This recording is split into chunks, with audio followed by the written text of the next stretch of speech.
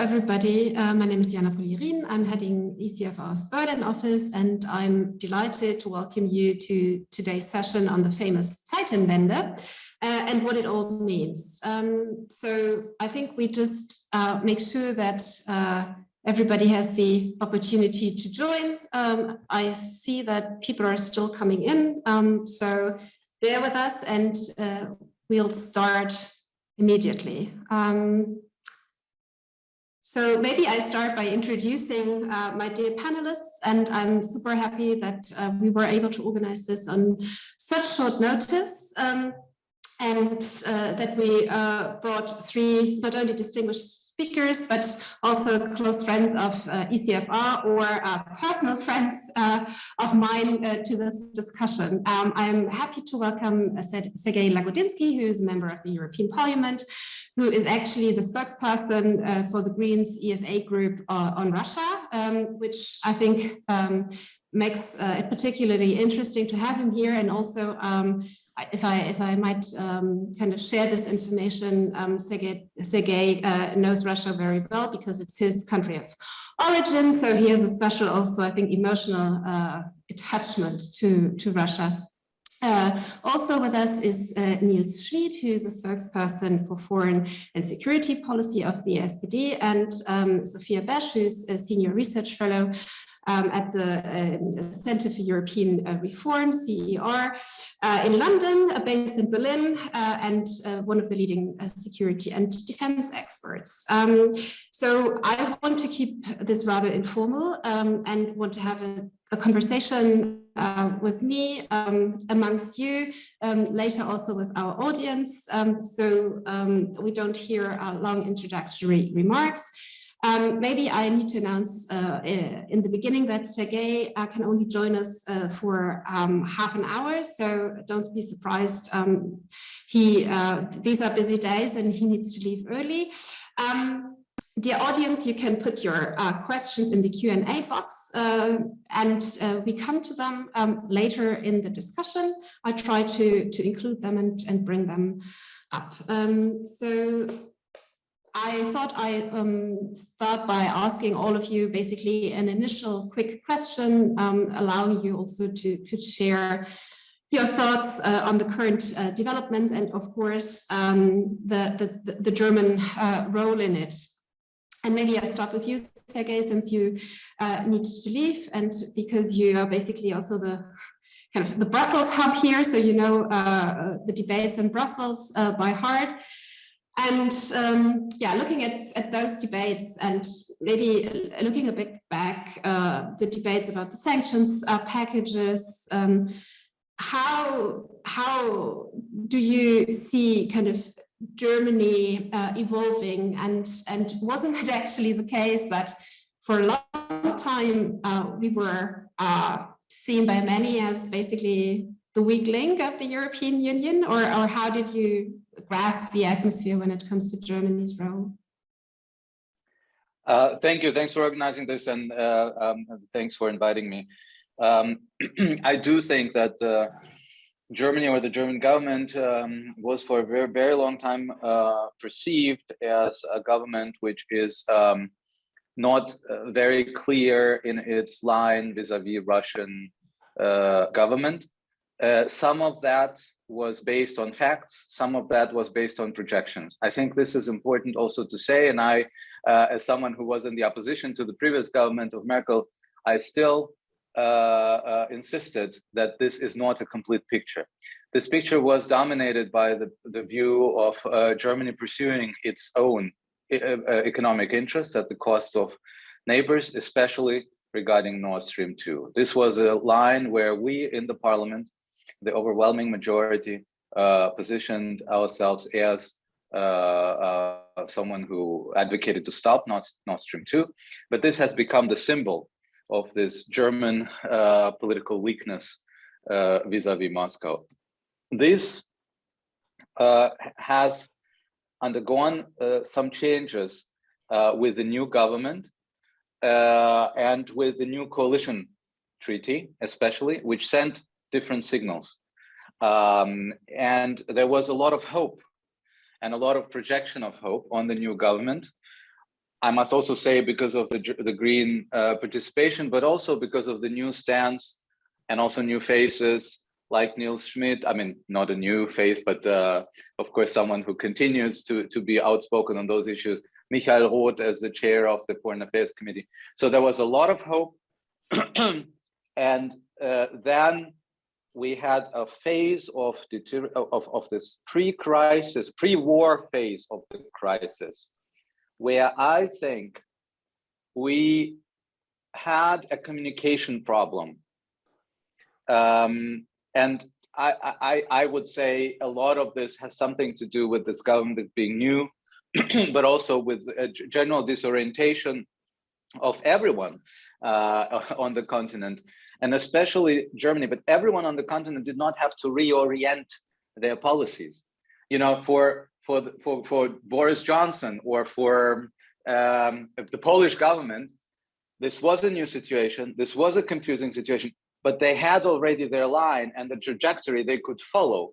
For us, it was not clear in the government how to change this trajectory under the circumstances of the crisis. And this is how I would say, and I would also say a certain hesitancy for a while on behalf of the Chancellor to also publicly communicate the line and engage.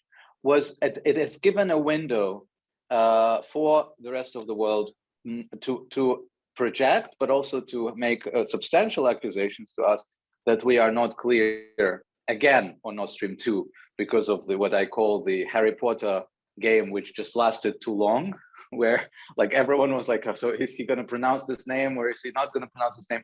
Obviously, the signals from at the beginning, some signals from the defense minister and from Kevin Kühnert were not helpful, but it was corrected quite quickly. And this correction did not arrive at the moment, at that moment. And it was important. And I tried also to do this, to bring this correction. Also, even if we're talking about the weapons exports pre-war discussion, even though I was someone who said we should discuss this issue and also was attacked for this, but I always said this is not the central issue of German support. There is plenty other things that Germany can do, and we should not be obsessed with this one issue. So I don't want to monopolize the stage. I think this was kind of the story, and then it culminated into the twist and to the turn with Scholz's speech and the decisions of the German government. I think you made two interesting points. You said it's a communication problem, of course, but then also you said Germany had problems with its orientation and other countries were quicker to find their way. What do you think are the big beliefs, the big, I don't know, paradigms that needed to shift? So where do you think kind of Germany came to the conclusion that this no longer holds and we need to change gears and perception and we got it wrong? So how would you kind of put it down? I think there are 2 points. One point is specific regarding our relationship with the government in Russia. And this is because you said it's very personal, but it's not it's, you know, I'm from Russia, but I do also Turkey policy. There are plenty of things that I'm doing, so it's not like my main area. But I also have a history of being social democrat, and when I was there, one of the points was that I used to say we should be very careful with the person in the Kremlin because it was very clear, starting from the first steps of Putin, that this is not the person that we think he is, being a KGB agent, having this past, having reinforced KGB, this really terrible war in Chechnya, that was basically corporate bombardments, the dismantling of NTV, the independent TV station, right away when he came to power, the Khodorkovsky. So there were signs that you cannot deal with him, you cannot civilize him in a way. We can try to engage with him, but it just doesn't work. So there was a sense of kind of naive still continuing and maybe a little bit misunderstanding of Willy Brandt's notion. And I don't think this is a problem of one party. This is the general kind of the German way of dealing with that, and perceiving ourselves more as a middleman of Europe, right? Someone who is, basically saying the Poles are a little bit obsessed, and the other countries maybe further to the west don't care. We are the ones who hold this relationship together by being also friendly, by also trading with Russia. This is number one. But beyond this kind of regional thing, there is an underlying issue, and this is the issue of how do we deal, and I wrote this in the FAZ, how do we deal with escalation as a tool of, or projecting power as a tool of international relations and international actions? And this is something. Military power? Not only military, it can be economic power, but a power as a leverage, a power where you see that it's not there just to cooperate, but sometimes also to coerce, or sometimes also to threaten. And this is, of course, not the favorite piece of this toolbox, but it should be a toolbox which we use. And I think this is the rethinking that we are in now, where we understand that foreign policy, and I'm talking about my own party as well, a lot of that, and to my own party, that a foreign policy is not just the, as they call in Germany, Friedenspolitik. It's not just peace policy. It's also the ability to deal, to manage, and to face conflicts. You want to prevent them? Conflict prevention is the starting point. But if you can't, you have to be able to confront them. And this is the point where we need to change and to shift our mindset a little bit without getting militaristic or interventionist in any way. Maybe last question, and maybe all to you because you need to leave earlier. But so after the radical shift that Germany took, I mean, it was really hard to keep up with the speed of developments. On Friday, I think still kind of the export of lethal weapons to Ukraine was ruled out. Then the decision came, then the big Scholz speech came. How is all that digested in Brussels? From your conversations, do people believe the German kind of new, the Zeitenwende narrative and the new German ambition, this transformation? How does it go down in Brussels? I think this was an important correction. At the same time, we have to be watching also carefully what direction and what kind of signals we send out. The signals that we sent out were kind of a resilience signal, and we are part of this family, of the family of nations. We want to take responsibility, etc., etc. We should not, however, forget that we have a progressive camp as well,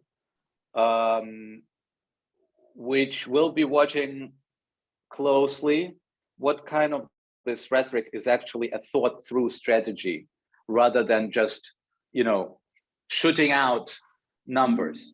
And this is, I think, with the 100 billion euros, I think this is an important signal, but we need to spell it out, what is meant by that. Also, to remain credible, because in many of those signals that we were sending, also with sanctions, I have a feeling that when we need to follow through with them and to be able to explain what exactly follows from them. So that is important to me, and just generally in this crisis, for me, is important that we remain decisive, but calm and wise, and do not get into kind of, and I don't think that the government does, but there is a tendency also here in Brussels, there is this pressure to get into this hyperventilating mode of war crisis management. We should make both, and we should manage both. Thank you, Sergey. I would like to turn to Nils now. And Nils, when I listened to the Chancellor's speech, I kind of did a tweet that this is a revolution of Germany's security and defense policy that I never thought possible. And then I immediately got a lot of comments saying, well, Germany has announced all sorts of things. Previously, there was kind of this talk about the new German foreign policy after Kosovo and Afghanistan, and then after 2014, the new responsibility talks. And a lot of people had the perception that it was still, that Germany would not follow through and that it was all talking and no walking. So help me out here. How can I explain kind of on my Twitter feed better that this is really a significant shift? As I say, I still think it's a revolution, but so yeah. Well, it's definitely a fundamental shift of the German foreign policy. But if you look at the past 20 years, you will see that Germany has taken up more responsibility in the international arena in many places. And so if you are asked about Germany following through on its promises, you just have to look at the track record. So we spent 20 years in Afghanistan alongside our allies, whereas important European allies like France and Spain just pulled out after some years. We sent troops to West Africa, which is a quite exotic place for many Germans, to be very frank, and we are still there.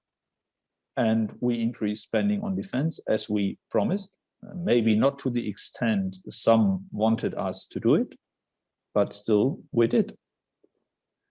And so I think there's a lot of projection, as Sergey has said, a lot of misperception going on. And there has been a steady, maybe slow movement from different German governments to taking on more responsibility, to taking also more military responsibility in different parts of the world. And in terms of paradigm, yes, there must be a paradigm shift. We need more deterrence efforts. This includes military buildup. But at the same time, even the proponents of Ostpolitik and detente policy and the like, they all have to acknowledge that the detente policy, as it was conceived and implemented by Brandt, always was based on a firm commitment to NATO and to the European integration. And maybe it's not so much about principles and about paradigms, it's about neglecting some elements and overestimating the effects and the strength of other elements. So I think in this, so far, this is not a real revolution. It's just a readjustment of German foreign policy to new realities, which were not really foreseeable and were maybe overlooked by the large majority of German foreign policy or European foreign policy makers. But still, the idea of a sort of double strategy of deterrence and dialogue is still the pertinent framework for what we are planning to do in the future as well. With one exception, there will be put more emphasis on deterrence than on dialogue. For the last 30 years, we took on the habit of pushing for dialogue. And this basically consisted of three main features. One is a rules-based common European security architecture, as it was embodied by the Paris Charter of the OSCE. The second element was trade and economic interaction. The third element was civil society, exchanges on all levels of society, science, culture, also media, and to a certain extent, political contacts. And we have to understand that for some years already, Putin has closed the door to these elements of dialogue. And now with the war against Ukraine, he definitely weakened the dialogue side of the equation, which necessarily means that we have to stress the deterrence side of the equation. And now, as Sergey rightly pointed out, we have to be very cautious not to somehow get over the top, which means there is still a Russia, there's a Russian society, and there are Europeans, and there is still, and there needs still to be room for diplomacy, even if at the moment it's very unlikely that we will have a quick solution to the ongoing war in Ukraine, but we will need channels of diplomatic communication in the future with Russia, be it a Putin government, be it another government in Russia. Can I follow up with something? Because you said that the events were not really foreseeable. And I think many people have been wrong for all sorts of reasons, kind of assessing Putin's real intentions. But a lot of people have also argued that this was actually in the making at least since 2014, and there was a series of events that should have woken us up, and we should have reacted way earlier to this with much more deterrence. So is this basically what we're doing now? Is this basically catching up with reality? And are we then now ahead of things, or do you think, so are we sufficiently prepared right now? Because, I mean, this is only Russia. Are we prepared for China coming into the equation? So do you think that we have done, kind of, we are there now with the package and with where we stand? Well, you are asking two questions. One is about the recklessness and the brutality of Putin. That was, in my view, not foreseeable. This extent of brutality attacking Ukraine was not foreseeable. Maybe due to intel over the last few weeks, but not, let's say, 1 year ago or so. The other thing is, are we well prepared? Well, we were utterly ill prepared for dealing with authoritarian regimes in general, and especially for dealing with the aggressive Putin regime in Russia. That's true. And I think for too long, we believed in the virtue of the three elements of dialogue I have just spelled out. And I think that in this respect, yes, there was a tendency to just neglect the aggressiveness and the military side of relations with authoritarian regimes. That's true. And there was also too much conviction, the belief in change through trade was too firm. And I think that it was very much visible in the last 5 or 8 years that this kind of dialogue will have only limited effects. And to this degree, to this extent, I agree with you that there has been some failure of perspective, of prevision, of planning failure from the Western side. And I think that we have to learn that this is not only about the war in Ukraine and about sending weapons to Ukrainians.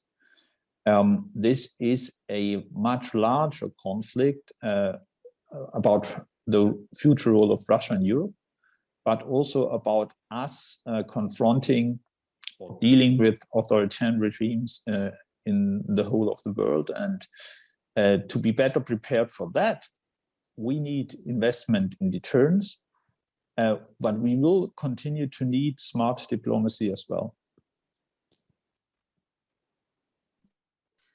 Thank you, Nils. Sergey, I know that you need to leave in 2 minutes. So is there anything that you want to add on the point of, are we sufficiently prepared now, kind of looking into the future, looking at authoritarian regimes more broadly, the China challenge. And so do you think that we are there, that we have understood the magnitude of the challenge, and also that we have decided that we have enough resources now with this huge package?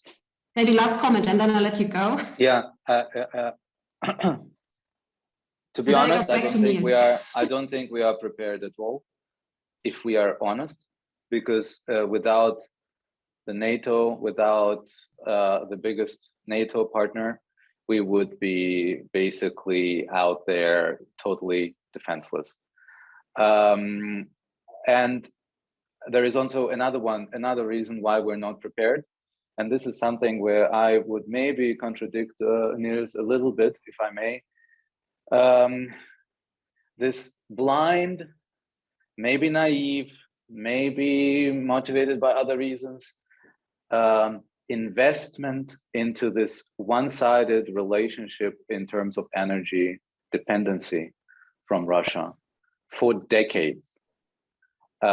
Something that, and from that perspective, I hate to say, I told you so is a bad way, but we told you. I mean, yes, this was always the point.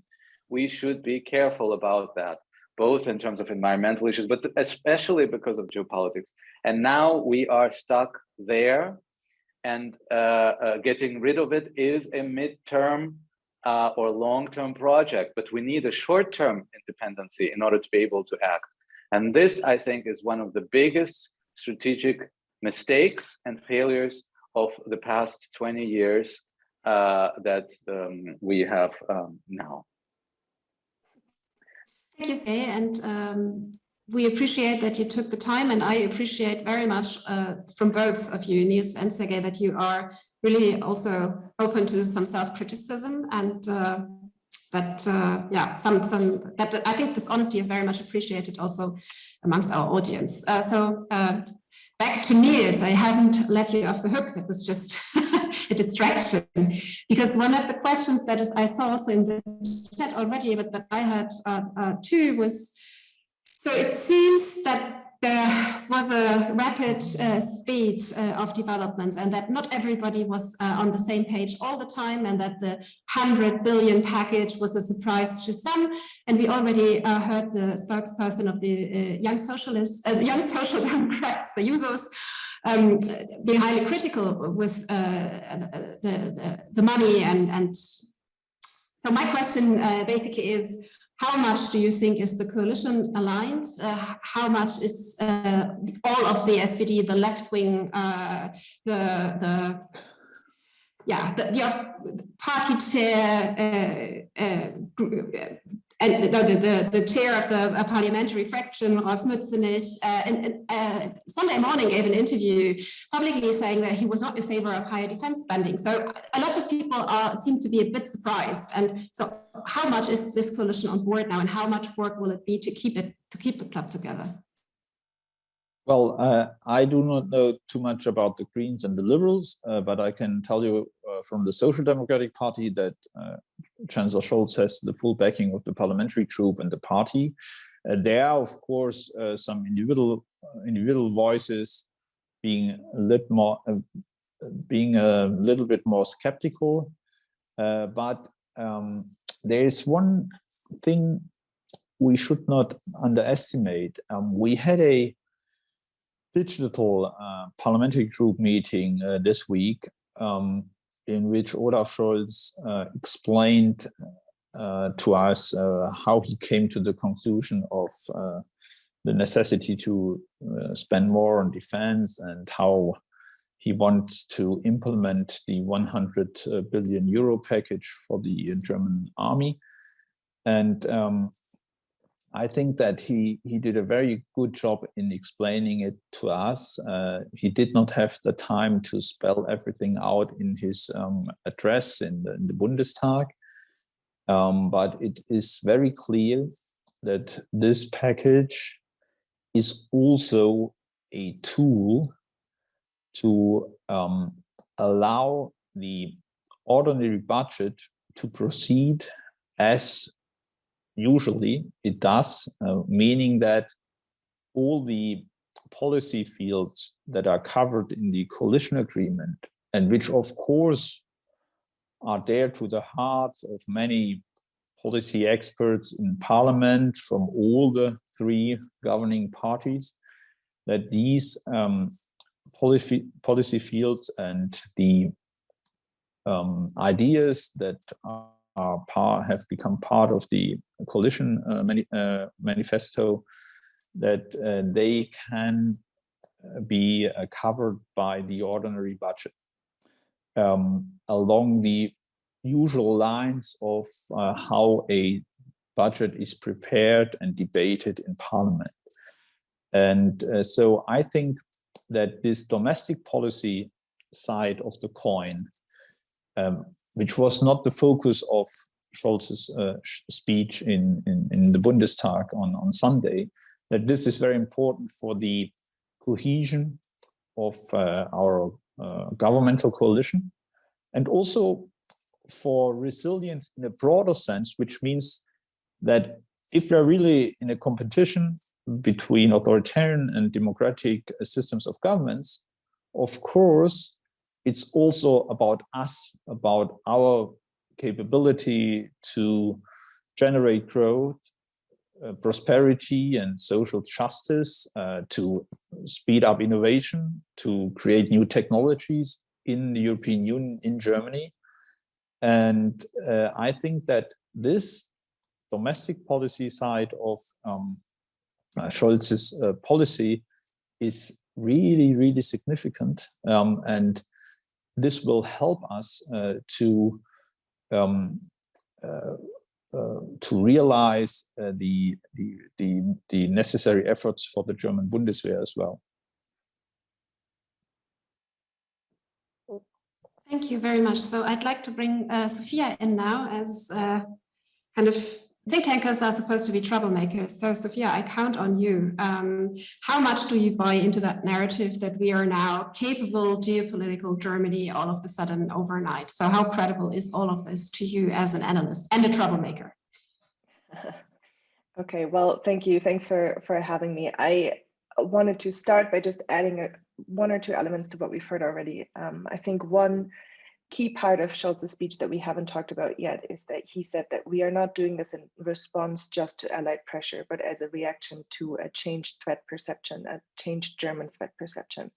And that is one element that I think distinguishes this paradigm shift from the ones that have come before. This was, as Nils Schmid has said as well, a genuine wake-up call for many in Berlin, who did not believe that Putin would go this far. And we have a government that is committed to the European project and to the values associated with it, and committed to evidence-based policymaking. We've had this line from Annalena Baerbock: if the world changes, our politics must change. I do just want to say one thing here.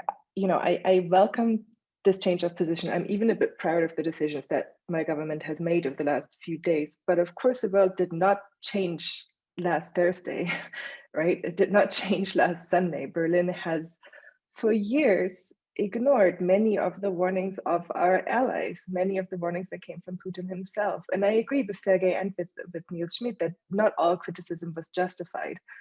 But we did for years continue with our close energy relationship, in spite of the Navalny poisoning, in spite of Russian disinformation campaigns in Europe, Russian involvement in the war in the Donbass since 2014. And we permitted ourselves to draw this distinction between deterrence on the one hand and diplomacy on the other hand that I think has for a while no longer been appropriate. And everything that we do now, we also have to say this, that we do now in the months and years to come, most of it is not going to benefit Ukraine in this conflict, which of course is still very much ongoing. So we should be really careful with the celebrating, I think. And I do not say this to be overly critical. I say this because I want us to learn the lessons of how this happens, how we could have been so blind, and how to look out for other blind spots that we're currently carrying around with us, right? And for me, one of the big lessons already is that our guiding principle as an ally should be humility, right? We have no right to believe that we have a better understanding of our allies' security interests and concerns and our allies' threat perceptions than they do. And one responsibility that we do have is to listen when they tell us what they need. Okay, that being said, maybe just a couple of words on Germany's role. Are we a geopolitical powerhouse now? So far what we've done is basically what we had promised to do for years, right? And all these announcements alone do not make us a leader, but they will make us the biggest defense spender in Europe, the third biggest defense spender in the world. And that comes with a lot of responsibility, and it comes with new diplomatic clout that we didn't previously perhaps have. And now if we look at what role Germany traditionally plays, aims to play in NATO and in the EU, that of an inclusive power, of a mediator, of an honest broker, I don't think that we need to abandon those principles. I think we do need to recalibrate the balance of our security and economic interests and our moral principles. And we are leaving behind some of the belief that economic interdependence prevents conflict, but I'm not sure we know yet what replaces this belief. This idea of a geopolitical Germany, I don't think there's no blueprint really what a geopolitical power is, what a geopolitical power does. And we do have a specific history and specific responsibilities that grow out of that history. We don't need to become another UK or another France or another US. A lot of the conversations and discussions that we had post 2014 were the right discussions, but they remained mostly abstract because we didn't have the resources to back them up. And now we do, but there's some really big challenges on the horizon, right? I mean, if you're the German military now, really the question is, are you ready for your dreams to come true? And I'm not sure that we are. I mean, there's a lot of steps ahead of us this year. Sophia, there was one question in the chat on the transatlantic alliance and the United States, and I know that you have been working on transatlantic security for years. So the question is also about the 2024 scenario, another administration coming in, maybe not as Europe friendly as the Biden administration.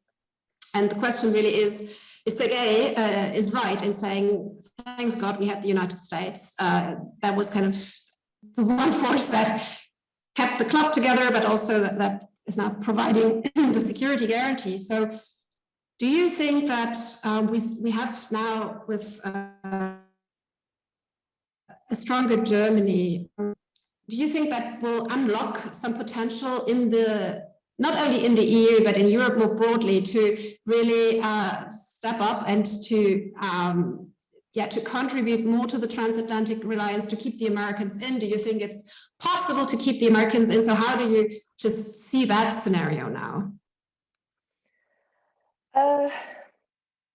I'm cautiously hopeful. I mean, this year, the next couple of years until the next US elections, we're always going to be really crucial years for Europe's strategic direction and Germany's strategic direction, not just because we have the national security strategy, the EU's strategy, and NATO's strategy all happening this year, but because these are the last few years, if you will, that we can use to try to step up the responsibility that we take for our own security, knowing that we've been given a little bit of breathing space with the current US president, but that might not remain the way that it currently is. And I think that, yes, I think part of the problem was always resources. Not just resources, but also resources. And with those resources, we are given more diplomatic clout and we have something to back up where we want Europe to go. You know, we see the EU is in, we see that NATO is reinvigorated currently. Germany's idea of a European pillar in NATO certainly has more gravitas when we spend 2% on defense. We're also rid of a debate that is very distracting, you know. Nord Stream 2 and the 2% have taken up a lot of the transatlantic conversation space that we can perhaps move on from now. But it's a lot to do over the next couple of years. I don't think that 2 years are enough for Europe to become an independent security player. They're not on capabilities and not on strategy, but we have a US administration that is willing to try to build the kind of structures and institutions that will hopefully outlast a less friendly administration, and we have, you know, 2 security organizations in Europe that are willing and ready to play, and a government that is committed to them. So I think if not now, and if not with this government, then when? Thank you. So now I want to start some sort of speed dating with the Q&A section of this call. I already brought some questions in, and Nils, maybe I can now turn to you, and maybe you can quickly comment on the US question as well, because it's so crucial. So how do you see relationship with the United States developing, and our dependency on transatlantic security guarantees? And then there is, I think, a question where you maybe can give your personal opinion or what you've heard also being debated in Parliament, and that is, how does this conflict now with all this war, I wanted to stop saying conflict, the war between Russia and Ukraine, the intervention, how is this going to unfold now? And there is a question in the chat. So what do you make of the violation of the Swedish airspace yesterday, the 2 threats with nuclear weapons to Europe by Putin, and maybe also the scenario of unintended consequences? So I don't know, a Russian airplane entering Polish airspace, for example, and the Poles just shooting it down. So what is the scenario you are working with when it comes to how is this war going to develop, and where are its limits? So maybe US and the war for a start. Well, I think that we should show restraint from the NATO side in order to avoid escalation, and I think that attacking NATO is way different from attacking Ukraine, and Putin knows that, the Russian military knows it. What we've seen over the last years has been some provocation, lots of provocations going on, especially between aircrafts. So it's no wonder and no surprise that under these circumstances, Russian military tries to continue this kind of provocation. But I think NATO is well prepared for that, and as I've said, should be very restrained in its reactions. And Stoltenberg and NATO in general has shown a remarkable level of restraint and calmness in the last 10 days. I think that the NATO question is a very relevant one. In the short term, of course, once again, we see the paramount importance of NATO for German and European security. And it was a reminder that this is still the basis of our European security. For my party, it also recalls that we have always been a NATO, pro-NATO party, at least over the last 60 years, after a famous speech given by Herbert Wehner, the Bundestag in 1960, I guess, about SPD's commitment to the existing alliances, meaning EEC and NATO. But in the mid and longer term, this revival of NATO and revived enthusiasm for NATO could also distract us from the necessity to build up a true European defense. More investment, more spending on military, especially on new weapons, should not mean that we buy all these items just off the shelves of American manufacturers.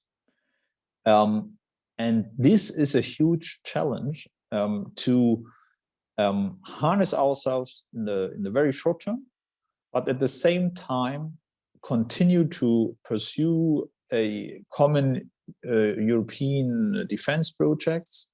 There has always been a tremendous problem with different purchase or procurement calendars in different European countries.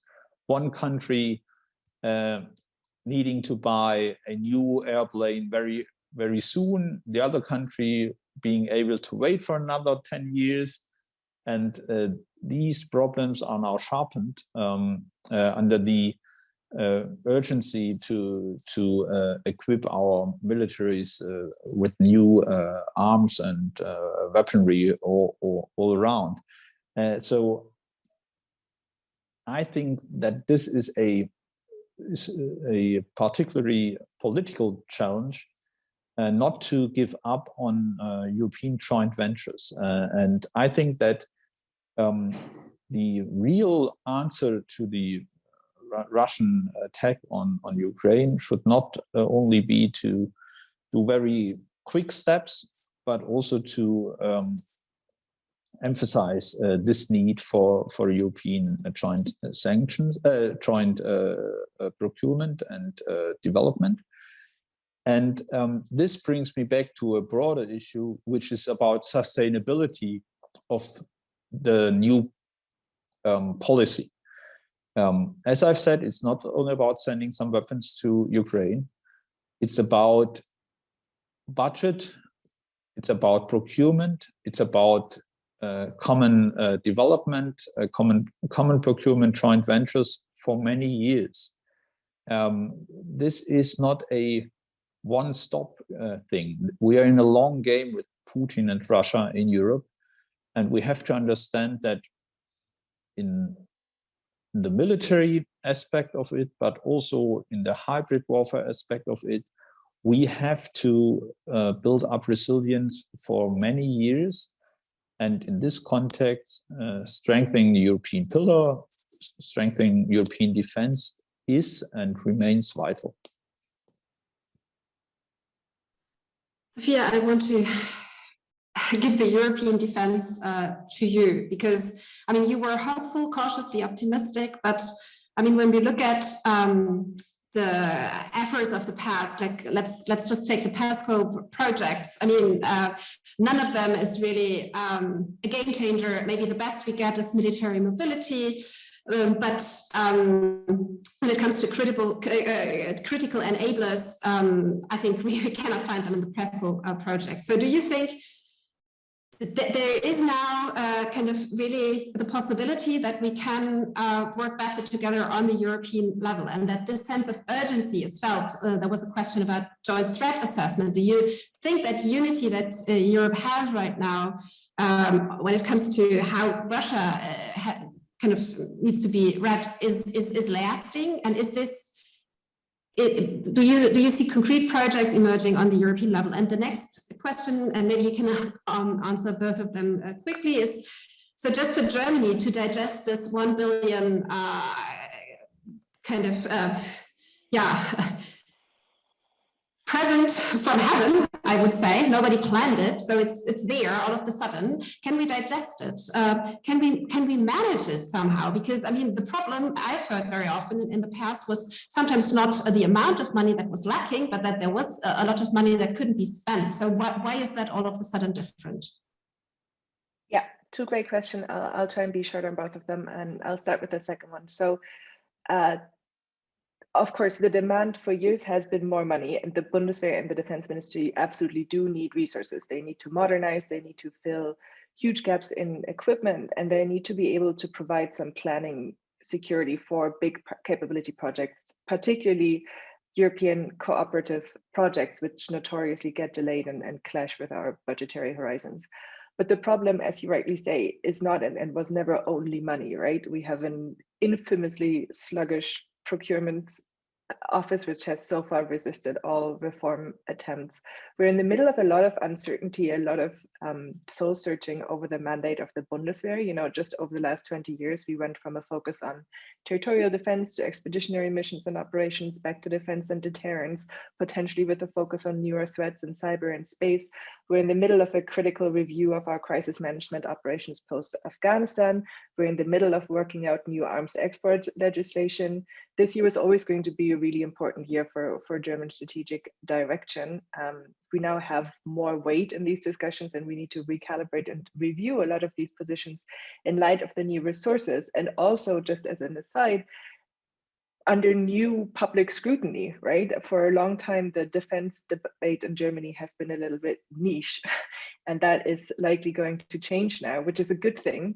I think we can no longer, bring up this fig leaf of the German public as a reason to not dare changes and to not dare lead, because we have seen that when the Chancellor does lead, the public is very willing and ready to follow. But this initial enthusiasm is going to need constant debate and constant substance over what we're going to do with this money. So there's going to be more scrutiny, which is a good thing. On the European defense aspect, I mean, there were always two missing puzzle pieces, and one was money and one was political will, right? The EU has in the last few years built a lot of the structures, a lot of the institutions, PESCO, the European Defense Fund, the European Peace Facility, it's all there, but it's never the machine is never going to run if the political will from member states isn't there and if the resources aren't there.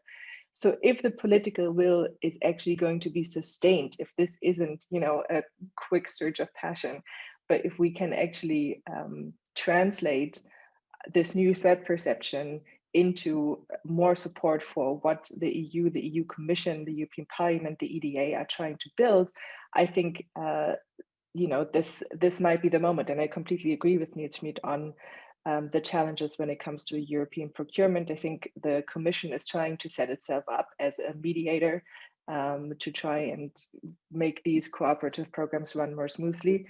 But so far, it was the member states that weren't fully going along and that weren't actually committing the resources to Europe. And that is a challenge for Germany as well now, right? How do we embed the new resources as much as possible in a European framework?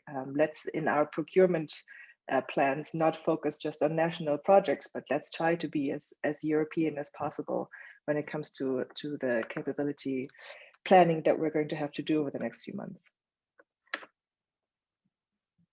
Thank you, Sophia. Nils, I have 3 questions which I need to ask you because they're not experts questions, but also political questions. So one is on the sanctions. So far, they are excluding oil and gas supplies to a certain extent. There is a lot of pressure already on Germany, but also the Europeans, maybe also the Americans, to really cut these ties as well. So is this going to happen, and is this feasible, and do you think, a good idea?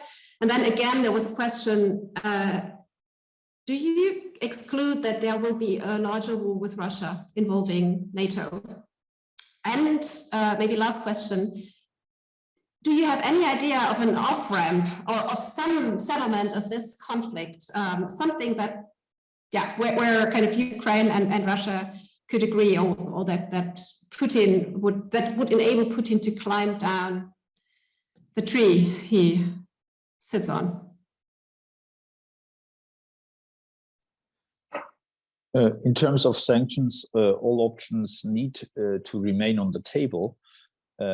But when it comes to the gas and oil sector, we should be aware of the costs we would have to bear in case of a complete stop of imports. I think it's feasible when it comes to coal and oil. It's much easier to compensate for. When it comes to gas, this is much more complicated. And there are also technical issues related to that. So a complete stop of pumping gas through the existing pipelines could damage them to a certain extent. It's not so easy to bring them back to full operations after such a stop. But it's good to have a sort of escalation ladder available. And we cannot exclude that this type of sanctions or parts of it will will be implemented. We'll see.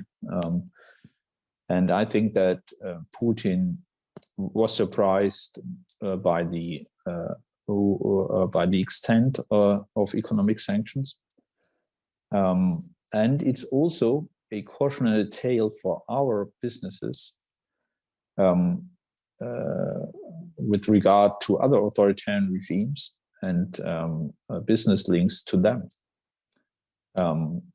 So what we are seeing, or what European or Western businesses are experiencing in Russia these days, could happen to them in other cases as well. And I think it's a very interesting experience for them, not only for Putin. And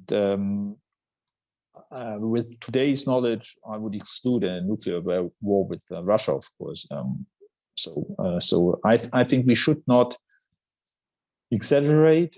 We should be very alert. We should be knowledgeable about the risks. But I think that it does not help to fantasize on this kind of issues. And of course, we should try to explore some exit option, some off-ramp for Putin. The question is, when will he be ready for this kind of discussions? You've all seen that Macron is still in contact with Putin, and there's a lot of diplomatic work going on behind the scenes. And that's what I've said at the beginning. We will still need diplomacy, even with this regime and with Putin still in place, in power. We also concluded treaties and arrangements with Brezhnev, who was a war criminal after all as well. And so, yeah, we should never give up on diplomacy, even in these very dark days. Thank you. Just, Sophia, can you reassure us as well? Because, I mean, you're a security expert looking at the escalation potential, looking at history, what Putin's speeches, how well do you sleep at night that this is a war, but will remain a limited war? I don't think I am in a position to reassure anyone. I think the reason that we're currently doing what we're doing, the deterrence efforts, strengthening the eastern flank, strengthening the northern flank, is because of this risk of escalation.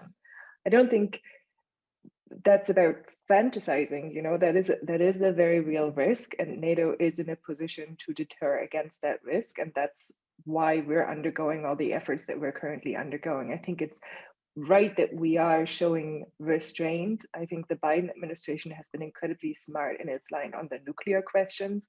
That is reassuring me. And there's, of course, a search for off-ramps. The problem is that Putin at the moment doesn't appear interested in an off-ramp, right? That being said, there are not very many good outcomes for Putin in this either, with the way that the conflict is going, and particularly in, you know, faced with the incredible bravery and resistance of the Ukrainian people, which has been the biggest thorn in his side in this conflict so far. I think we're doing the right thing by putting pressure on the people around Putin, trying to make them change course and trying to make them see that he might not be the best horse to bet on. But I mean, we're still very much in this conflict, and I'm sorry if that's not the reassuring, optimistic message that you were looking for at the end of this conversation, but I just don't think we're there yet. Yeah, and I think you're completely right. So nobody has any idea how this is going to develop. And with that very dark picture, I still thank you both very much for being with us, for answering the questions. I apologize to all those that have asked questions that I did not ask here. These were just too many. I hope it was fruitful for you nevertheless. And yeah, I wish us all good luck for the next couple of weeks or months or however long it takes. Have a good rest of the day. Bye. Bye.